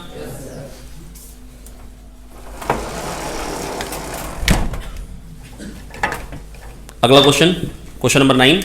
5 identical spins are used in the following 3 considerations. Time period of vertical oscillation in configuration 1, 2 and 3 are in the ratio. बेटा टाइम पीरियड होता है 2π/m/k। टाइम पीरियड क्या होता है प्यारे बच्चों? बोलेंगे साथ साथ में 2π/। टाइम पीरियड होता है प्यारे बच्चों 2π/m/k। टाइम पीरियड क्या होता है प्यारे बच्चों? 2π/। कोई दिक्कत? हाँ कि ना? 2 pi under root M by K होता है टाइम पीरियड। टाइम पीरियड क्या होता है? 2 pi under root M by K. तो पहले वाले में खाली एक ही है के, क्या दो आया? इसका टाइम पीरियड आएगा 2 pi under root M by K. चलो लिखते चलते हैं। इसका के का सीरीज में तो इक्विवेलेंट क्या आएगा? के बाई 2 नहीं आया। ऐसे कैसे? हमको तो लिख के करना पड़ेगा। 1 बाई के इक्विवेलेंट 1 बाई के प्लस 1 बाई के 2 बाई के इक्विवेलेंट के बाई 2 क्या दो आया? 2 pi under root M upon K by 2 नहीं है। और अगले वाले में के और के पैरेलल में तो क्या हो जाएगा? के 2 के। अरे कह दो आ गया यार। 2 pi under root M by 2 K. अब जब इनका रेशियो लूंगा तो 2 pi under root M by K तो दोनों में सब में कट जाएगा। तो ये पहला तो 1 आ गया, दूसरे में रूट 2 आ गया, तीसरे में 1 बाय रूट 2 आ गया। 1:√2 1 बाय रूट 2 ऑप्शन 1। बढ़े आगे? कोई दिक्कत? Next. A body is on a rough horizontal surface which is moving horizontally in an SHM of frequency 2 Hz. The coefficient of static tension between the body and the surface is 0.5. The maximum value of amplitude to which the body will not slip along the surface is approximately. बेटा maximum amplitude जिसके लिए slip ना करे, maximum amplitude जिसके लिए body slip ना करे। अब मैक्सिमम एम्पलीट्यूड क्या होगा जिसके लिए बॉडी स्लिप ना करे? बेटा मैक्सिमम एक्सेलरेशन क्या हो सकता है? Mu G. कितना हो सकता है? अरे ये है ना, ये प्लेटफॉर्म है, इसके ऊपर बॉडी है। अब अगर ये ऑसिलेट कर रहा है, छोटा एम्पलीट्यूड होगा ना तो नहीं स्लिप करे, लेकिन एम्पलीट्यूड को बड़ा करूंगा तो स्लिप कर जाए, क्योंकि ओमेगा स्क्वायर ए मैक्सिमम एक्सेलरेशन होता है। अगर एक बॉडी प्लेटफॉर्म के ऊपर है तो उसका मैक्सिमम एक्सेलरेशन हो क्या सकता है? Mu G. क्योंकि जब ये इधर आएगा इस पर फ्रिक्शन इधर को आएगा, मैक्सिमम फ्रिक्शन, मैक्सिमम एक्सेलरेशन क्या हो सकता है? एफ की maximum value mu M G is equal to M A. Maximum acceleration तो प्यारे बच्चों म्यू जी हो सकता है ना, उससे ज्यादा हो नहीं सकता। तो बस आपको यह देखना था कि अगर प्लेटफॉर्म को तो जितनी मर्जी तेज चला लोगे आप, ए बढ़ा दोगे तो ओमेगा स्क्वायर ए बढ़ गया, है ना फरदौसी? तो बेटा ओमेगा स्क्वायर ए की मैक्सिमम वैल्यू, ओमेगा स्क्वायर ए ये मैक्सिमम एक्सेलरेशन है, ये म्यू जी ही कर सकते हैं। कितना कर सकते हैं? म्यू जी ही कर सकते हैं। ओमेगा 2 पाई एफ, फ्रीक्वेंसी क्या दे रखी है? 2 पाई एफ मतलब 4 पाई हो जाएगा, हाँ ना बोलो यार। Omega square A is equals to mu G. म्यू कितना दे रखा है? 0.5 इंटू 10 5। पाई स्क्वायर क्या होता है? 10। पाई स्क्वायर क्या होता है? 10। 4 स्क्वायर 16, 160। तो एम्पलीट्यूड किस में पूछा? सेंटीमीटर में, ठीक है। 5/160 इंटू 100 कर लेंगे कैलकुलेट यार। अरे ओमेगा स्क्वायर ए म्यू जी, पाई स्क्वायर को 10 लेते हैं, पाई स्क्वायर को 10 लेते हैं,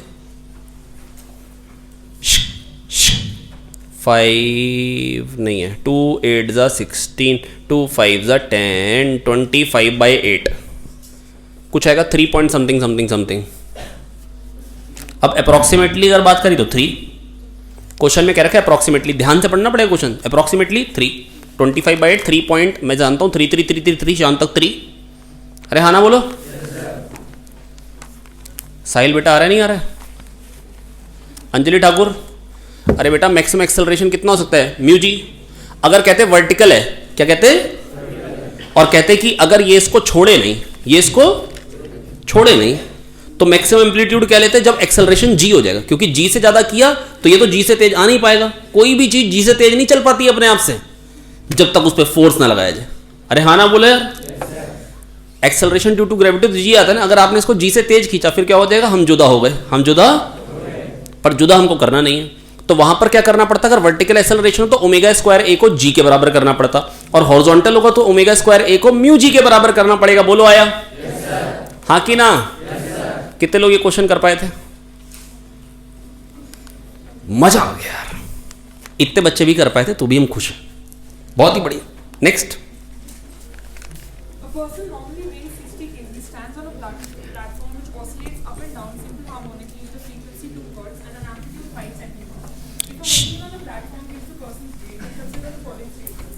First, the maximum reading of the machine will be 108 kg.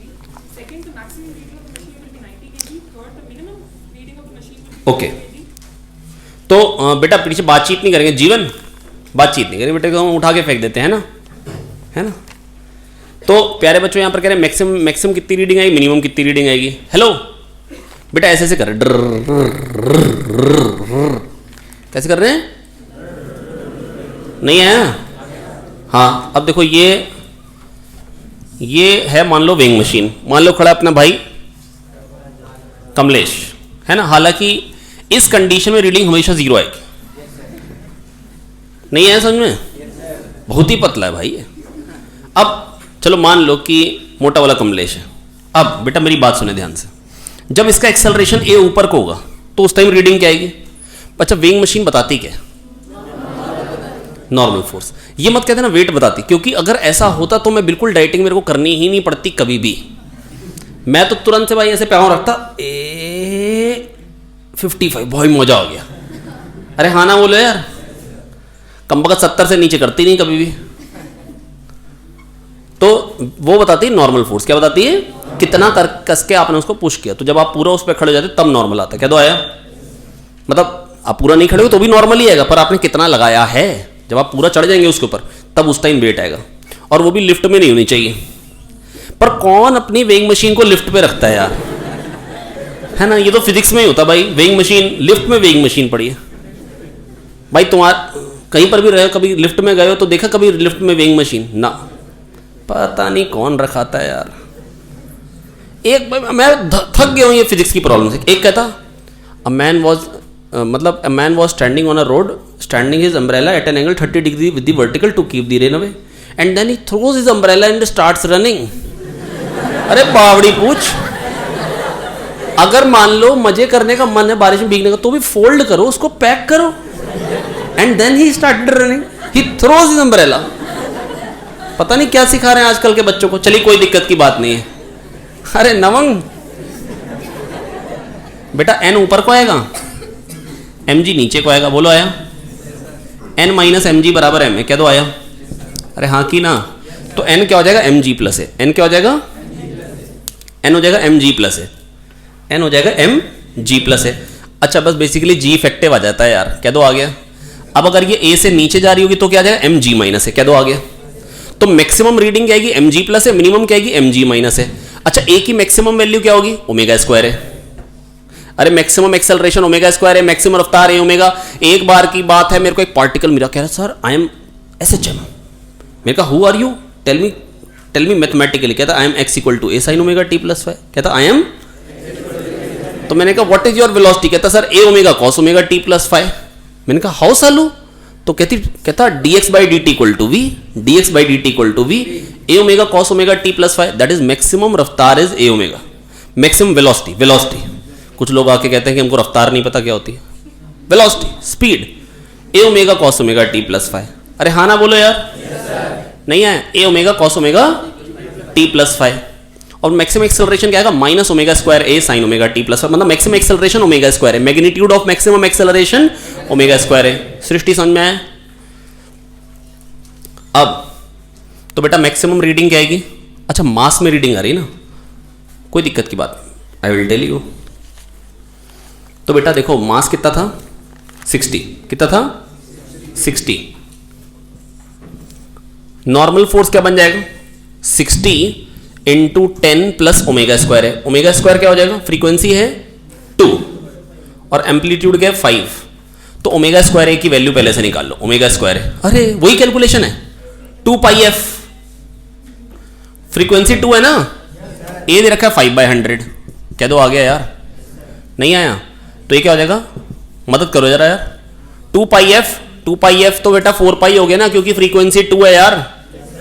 Omega square, 4 square क्या होता है 16, वेरी गुड, 16 इंटू 5 और पाई स्क्वायर क्या होता है 10 और नीचे ये 100 करता है, इसकी तो झंडू यहां से, और फिर 2 8 आ गया मैक्सिमम एक्सेलरेशन। क्या आ गया, तो मैक्सिमम रीडिंग क्या आएगी 60 इंटू 10 प्लस 8। बस इसको mg के बराबर करना है, नहीं है, जो नॉर्मल फोर्स होता है ना उसको mg के बराबर करना होता है। क्योंकि बेटा देखो मेरी बात सुनो ध्यान से, अगर मेरा वेट है 70 तो नॉर्मल फोर्स में क्या लगा रहा हूं 70g पर वो मेरी रीडिंग क्या बता रहा है 70, दैट इज अपॉन जी बताता है। रीडिंग क्या बताता है अपॉन जी, अपॉन नहीं आया। नॉर्मल तो मैंने लगाया 700 पर वो बता कह रहा है 70, नहीं आया। अमित खाली कुछ लोगों के लिए ऐसा होता है, अमित जैसों के लिए मशीन रीडिंग नहीं देती, वो कहती है कम 1 by 1 कम। हाँ तो प्यारे बच्चों मेरी बात सुनेंगे ध्यान से। अमित बेटा समझ में आ रहा है नहीं आ रहा है? तो अमित बेटा मेरी बात सुनो ध्यान से। तो बेटा ये कितना आ जाएगा 60 इंटू 18 कर पाओगे? 18 0 0 18 6 कितना आएगा 108 अपॉन 10 कितना हो जाएगा 108। मैक्सिमम रीडिंग क्या आएगी 108। मैक्सिमम रीडिंग क्या आएगी और मिनिमम क्या आएगी 60 इंटू 10 माइनस 8, ये क्या हो जाएगी 120 इज इक्वल्स टू mg करो, मतलब upon g that is 12। Minimum आएगी 12 और मैक्सिमम आएगी 108। मिनिमम 12 और मैक्सिमम 108, मतलब mg प्लस a और mg माइनस a। जब एक्सेलरेशन ऊपर को होगा तो mg प्लस a, तो मैक्सिमम कब बनेगी जब एक्सेलरेशन मैक्सिमम होगा, दैट इज ओमेगा स्क्वायर है। मिनिमम कब बनेगी जब नीचे आ रहा होगा तो mg माइनस a, जब एक्सेलरेशन नीचे को होगा तो mg माइनस a, और जब a मैक्सिमम होगा तो मिनिमम रीडिंग हो जाएगी that is mg minus a। a क्या हो जाएगा ओमेगा स्क्वायर है। क्या दो आगे मैक्सिमम एक्सेलरेशन क्या दो आया सालू आया? फिर से बताना पड़ेगा लग रहा है। देखो प्यारे बच्चों मैं आपको बताने की कोशिश करता हूं। हेलो अभिषेक बेटा ऐसा है कि अगर a एक्सेलरेशन ऊपर को है, या तो आप ये कह सकते हो n माइनस एम जी, ये टोटल फोर्स हो गया बराबर m है, या तो डायरेक्टली कहो ना g इफेक्टिव हो गया g प्लस है यार, mg प्लस है, नॉर्मल mg प्लस है आएगा। पर क्या नॉर्मल फोर्स रीडिंग होती है या normal force upon g reading होती है? अपॉन g होती। तो बेटा mg plus a, maximum acceleration 8 आपने बताया मेरे को ओमेगा स्क्वायर ए से, तो mg plus a by g कर देंगे, और minimum reading mg minus a by g कर देंगे, क्योंकि जब एक्सेलरेशन नीचे को होगा, जब प्लेटफॉर्म नीचे को ऑसिलेट कर रहा होगा, जब प्लेटफॉर्म, तो बेटा तब रीडिंग आएगी mg माइनस a। मिनिमम कब बनेगी जब a मैक्सिमम हो जाएगा, ओमेगा स्क्वायर है, दैट इज m कितना था 60, 10 माइनस 8, हाँ ना बोलो, हाँ ना बोलो, इज इक्वल्स टू, मतलब ये कितना आ जाएगा 120, और 120 बाय g कर देंगे तो क्या हो जाएगा 12। क्या दो आया, हाँ ना बोले? अमित बेटा आ गया समझ में? Amit is a good boy, आगे समझ में? चलिए next question. A simple pendulum is set up in a trolley which moves to the right with an acceleration a on the horizontal plane. Then if there is a medium, this pendulum in the mean position makes an angle theta with a vertical.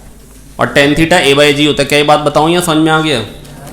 Backward direction में आता है, अरे हाँ ना बोलो यार, है ना? ये गाड़ी जा रही है एक्सेलरेशन से, कितने एक्सेलरेशन से? यहाँ मेरा भाई कमलेश बैठा हुआ है, अब इसको क्या दिखाई देगा? क्या कहा सर ये a एक्सेलरेशन से आगे जा रही है, t का एक कंपोनेंट mg को बैलेंस कर लेगा, क्योंकि ऐसे ऐसे तो चल नहीं रही है, तो t cos थीटा तो mg के बराबर होगा। बेटा एक क्लास का क्वेश्चन होता है बहुत ही कॉमन, और t sin थीटा आगे को आ रहा है। क्या ये बात आपको याद थी पहले से? कितने लोगों को पेपर में ये सॉल्व करना पड़ा था? सॉल्व कितनों को करना पड़ा था? tan थीटा a बाई जी भूल गए थे? अच्छा करा रहे थे एक बार, डिवाइड करेंगे tan थीटा a बाई जी। क्या दो आगे? Next question, question number 13। A simple pendulum has a time period t1. The point of suspension is now moved upward according to the equation y is equal to kx square, where k is 2.5 meter per second square. The new time period is t2, then the ratio of t1 by t2 square will be. अच्छा पहले t1 है, पहले time period क्या है t1, पहले क्या time period, मतलब 2 pi under root L by g है t1, 2 pi under root L by g ये है t1, हाँ ना बोलो? ये t1 है। अब t2 पता है क्या है? इसका इसकी y दे रखा है kt स्क्वायर, y है 2.5 t स्क्वायर, तो वेलोसिटी क्या जाएगी dy बाई dt से 5t, एक्सेलरेशन क्या जाएगा dv बाई dt से 5, हाँ ना बोलो? तो अब टाइम पीरियड कितना आ जाएगा 2 pi under root L by G effective, तो t2 क्या आ जाएगा 2 pi under root L by G effective. G effective क्या हो जाएगा, a ऊपर है 5 तो g प्लस a, मतलब 15, यहाँ पे 10 था और यहाँ पे 15, क्या दो आया और अब टाइम पीरियड कह रहे हैं T2 है। तो y as a function of time दे रखा था। मैंने आपको जब थ्योरी पढ़ाई थी तो भी मैंने आपको ये बात बताई थी। मैंने जब आपको थ्योरी पढ़ाई थी तो भी आपको बताया था 2π√L/g इफेक्टिव में वो आपको a हो सकता है डायरेक्टली दे दे या velocity as a function of time. अब इन्होंने थोड़ा सा ही तो चेंज किया, displacement as a function of time दे दी। तो dy/dt से वेलोसिटी आती है, dv/dt से एक्सेलरेशन। कितने लोग कर पाए थे? अरे यार, थोड़ा सा दिमाग लगाने को है तो लगाने की कोशिश करें, है ना, लेकिन हल्के हल्के सीखते चले जाएं, यही क्वेश्चन को रिपीट कर पाए। जब नीट में है तो पक्का कर पाए, नीट में नया नहीं आएगा, भरोसा माने, क्योंकि तब तक हम बहुत सारे क्वेश्चन कर चुके होंगे। नीट में नया आता ही नहीं। T1/T2 स्क्वायर बताएं, तो T1/T2 क्या जाएगा? √15/10। अरे यार डिवाइड तो कर लोगे इन दोनों को, 2π√L कट जाएगा, √15/10 का स्क्वायर, 15/10 दैट इज 3/2। ऑप्शन 4 हो गया, हाँ ना बोलो यार। अरे 2π√L/g करना था यार पहले वाले के लिए, दूसरे वाले के लिए 2π√L/g+a हो जाएगा, क्योंकि a एक्सेलरेशन था ना यार। a आया 5, a कितना आया 5, बस कुछ नहीं। अब यहाँ पे 2π√L/g+a, g+a क्या हो गया बेटा 15। T1/T2 करना है, कर लोगे? अरे हाँ ना बोलो यार। राजश्री खड़े जाओ, तीनों खड़े जाओ, उधर वाली हो, तीनों उधर वाली खड़े जाओ, कोने वाली। समझ में आ गया बेटे? आ गया, वेरी गुड, बैठो। Next, Two simple pendulums of length 5 meter and 20 meter respectively are given small linear displacement in one direction at the same time. Then they will again be in phase when the pendulum for shorter length has completed n oscillations. बेटा एक की length 5 metre है, एक की length 20 metre है ना। छोटे वाले को कितने ऑसिलेशन करने पड़ेंगे ताकि सेम फेज में आ जाए? अभी इकट्ठे चले, दोबारा इकट्ठे कब चलेंगे? दोबारा इकट्ठे देखो मैं बताता हूं ध्यान से। जिसकी लेंथ 5 है और दूसरे की लेंथ क्या है 20, लेंथ को 4 टाइम्स करने से टाइम पीरियड डबल हो जाता है। हेलो जिनीता ठाकुर, खड़ी जाओ, खड़ी जाओ वहां पे। बेटा एक की लेंथ है 5 मीटर, एक की लेंथ है, टाइम पीरियड होता है 2π√L/g। बोले टाइम पीरियड क्या होता है? बोले 2π√। अब कह रहे लेंथ को हमने 5 से कर दिया 20। क्या आप ये बात समझ नहीं सकते हो कि लेंथ को 4 टाइम्स कर दिया, 4 टाइम्स करने से टाइम पीरियड डबल हो जाएगा? हाँ ना बोलो यार। एक का टाइम पीरियड t होगा, दूसरे का 2t होगा, तो एक 2t टाइम बाद वापस आएगा और एक t के बाद आएगा, फिर t के बाद आएगा। तो इकट्ठे कब दोबारा चलेंगे? जब छोटे वाले के 2 ऑसिलेशन हो जाएंगे और बड़े वाले का 1। क्या 2 आया? नहीं आया?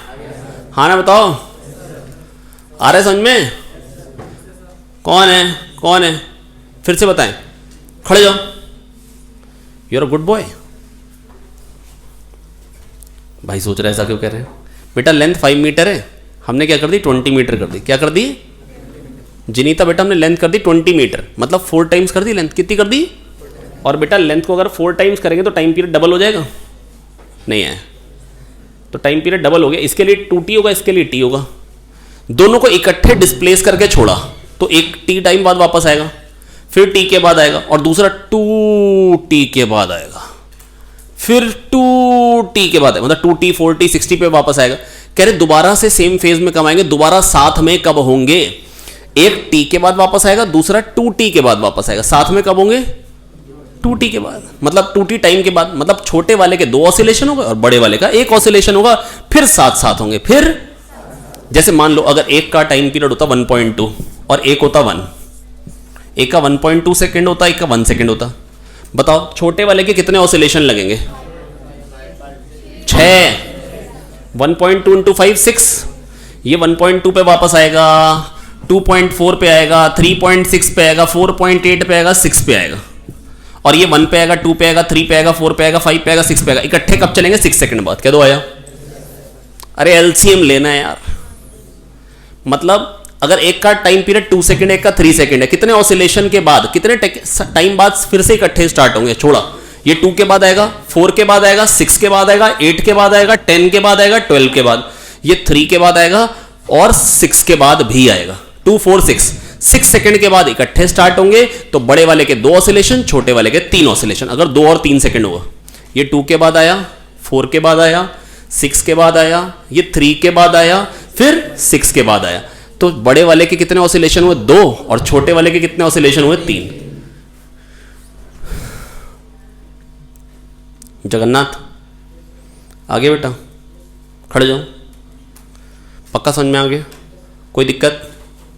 बैठ।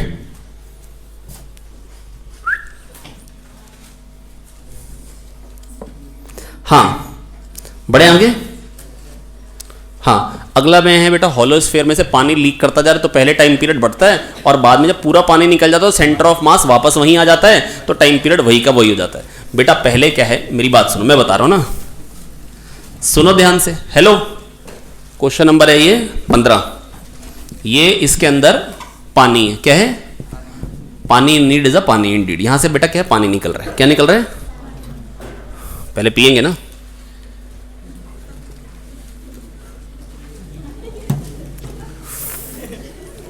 मेरी बात सुनो ध्यान से। हेलो मुक्की, स्टैंड अप। मुक्की, यहां से पानी निकलेगा, सेंटर ऑफ मास नीचे जाएगा, पर सारा निकल जाएगा तो सेंटर ऑफ मास वापस हॉलो स्फीयर के सेंटर पे आ जाएगा। तो 2 pi under root L by g में पहले एल बढ़ेगा, फिर घट के वापस से वही हो जाएगा। टाइम पीरियड पहले बढ़ेगा लेंथ बढ़ने के कारण और फिर घट के वापस से वही हो जाएगा। क्या दो आया? कितने लोग जानते थे ये क्वेश्चन अपनी शीट का ही था? आपने देखा, मतलब मैक्सिमम क्वेश्चन अपनी शीट के दिखाई दिए। बहुत बढ़िया। Next, A particle executes SHM with frequency f. The frequency with which its kinetic energy oscillates is, बता दो यार। काइनेटिक एनर्जी की फ्रीक्वेंसी 2f। ये तो सब लोग कर पाए होंगे, रट लिया था हम लोगों ने पहले से ही। अरे भाई, अगर ऑसिलेशन का टाइम पीरियड t है तो बेटा आप रिवीजन वीडियो एक बार देख लेंगे तो आपको तब भी क्लियर हो जाएगा। वैसे देखो, जब इधर जाते हैं, मैं ये मान लो मेन पोजीशन है, जब मेन पोजीशन से इधर जाते हैं तो काइनेटिक एनर्जी घटती है और पोटेंशियल एनर्जी, जब वापस आएंगे तो काइनेटिक एनर्जी बढ़ेगी और पोटेंशियल एनर्जी घटेगी। आया?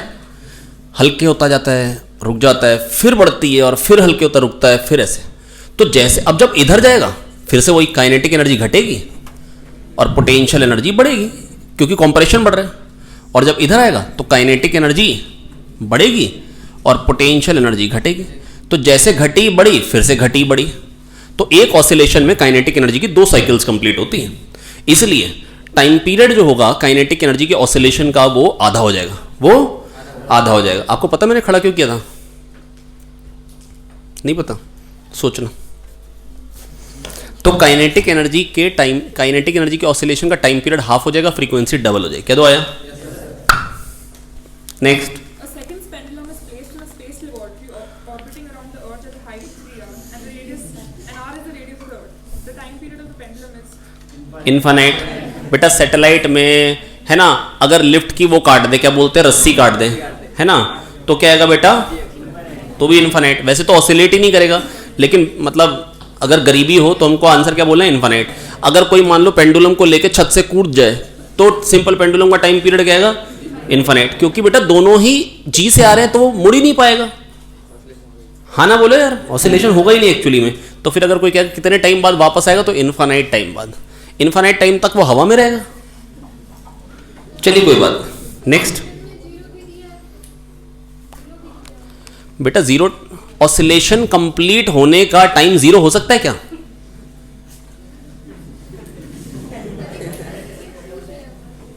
अब समझ में आ गई? तुम पूछो नहीं, तुम खाली ठूसो। चलिए next. the period of a particle in SHM is 8 seconds. At t is equal to 0, it is at mean position. The ratio of the distances traveled by it is the fifth and the 6th second is. क्या हमने nth second में distance travelled आपको करवा रखा था? yes, कितने time period के लिए? एक बार 8 के लिए और एक बार 12 के लिए। क्या दो आए? करा रखा था, करा रखा था। अच्छा, कितने लोगों को मालूम है 8 के लिए और 12 के लिए? और बेटा यही तो बन सकता है क्वेश्चन। याद आ गया रीजन? बेटा यही 2 के लिए बन सकता है, 1 के लिए और बन सकता है वैसे, है ना, वो मैंने आपको नहीं कराया था क्योंकि दूसरा वाला जो बनता है ना वो मैथ्स वालों के लिए बनता है, क्योंकि वाले एंगल्स के ना साइन वगैरह आपको निकालने नहीं आते पर उनको आते होते हैं। हाँ, अब आइए देखिए बेटा, 8 सेकेंड टाइम पीरियड है। 8 सेकेंड में 2 पाई घूमेगा, करेस्पॉन्डिंग सर्कुलर मोशन वाला। तो 1 सेकेंड में कितना घूमेगा? π/4। 1 सेकेंड में कितना घूमेगा? बस ठीक है, यहां से यहां। 1 सेकेंड बाद फिर 1 सेकेंड, ये पहले सेकंड में ये ट्रेवल करेगा, दूसरे सेकंड में यहां से यहां, तीसरे सेकंड में यहां से यहां, चौथे सेकंड में यहां से यहां, ये 5th सेकंड वाला, ये 6th सेकंड वाला।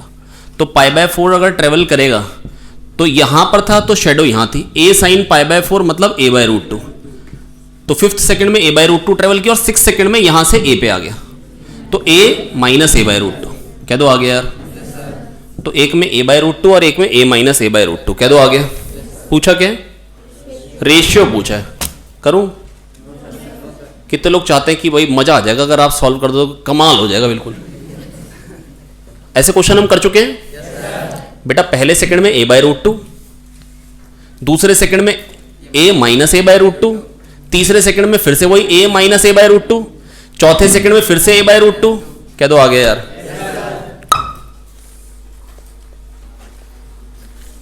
19th A particle is executing SHM period 4 seconds. The time taken by it to move from extreme position to under root 3 by 2 of the amplitude is. छी बेटा, एक्सट्रीम से root 3/2 तक आने का time पूछ रहे हैं। ऐसे गरीब क्वेश्चंस।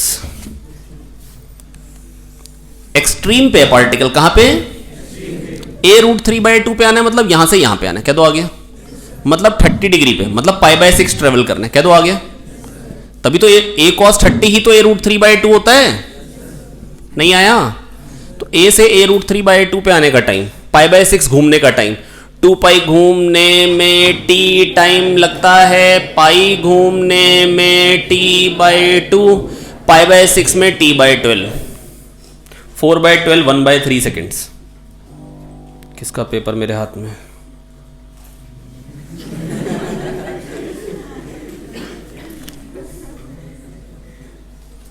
चलिए कोई बात नहीं।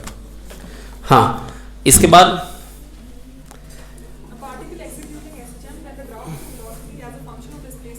वेलोसिटी और x में क्या ग्राफ आता है? एलिप्स। कह दो आगे यार।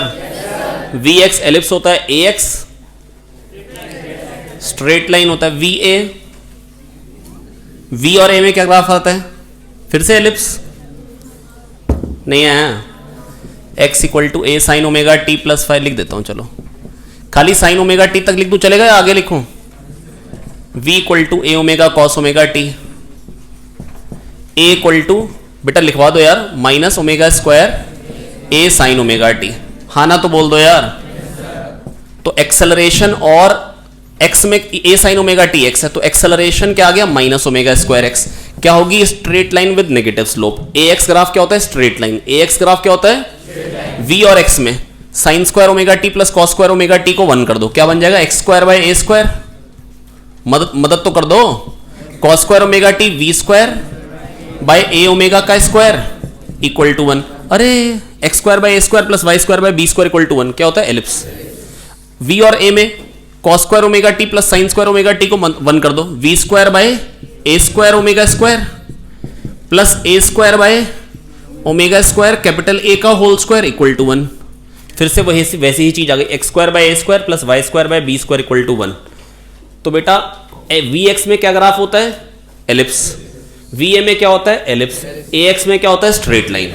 वी एक्स में बोलो एलिप्स, ए वी में, ए एक्स में with negative slope, V X में, वी एक्स में, ए एक्स ए वी में और ए एक्स में स्ट्रेट लाइन विद, क्या दो आ गया यार? अरे basically sine square omega T plus cos square omega T इससे 1 करो या इससे 1 करो, आपको इक्वेशन तो एलिप्स वाली मिल रही है ना, X square by A square plus Y square by B square equal to 1। क्या दो आया? हाँ ना तो बोलो।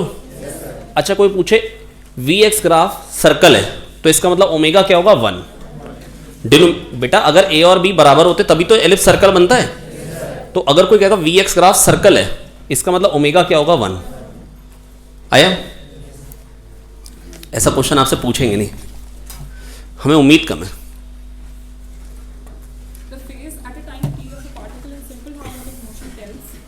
फेज क्या बताता है बेटा? खाली पोजीशन या सब कुछ?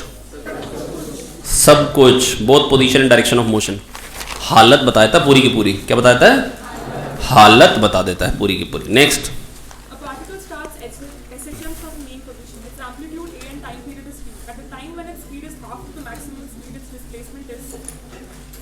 अरे भाई स्पीड हाफ है मैक्सिमम स्पीड की। अरे भाई कैसी लड़की है यार ये बताओ यार। प्रदीप सर ने ना ये बातें बता रखी थी, x और v की वैल्यूज याद आ रही बातें? जब x a/2 होगा तो या तो v equal to omega under root A square minus X square से सोच लो, नहीं तो डायरेक्टली बोल दो। अगर ये a/2 है तो मतलब साइन हाफ है तो कॉस रूट 3/2 का a ओमेगा रूट 3/2 कह दो, आ गया। अब वो यार रूट 3 नीचे आ रहा है। अब इन्होंने कहा वेलोसिटी मैक्सिमम की हाफ है, मतलब कॉस हाफ है, तो साइन क्या होगा रूट 3/2 कह दो, आ गया यार। अब स्पीड मैक्सिमम की हाफ है तो कॉस की वैल्यू हाफ है, कॉस हाफ का होता है तो साइन क्या होता है रूट 3/2, तो एक्स क्या होगा a रूट 3/2। बोलो आया? कोई दिक्कत?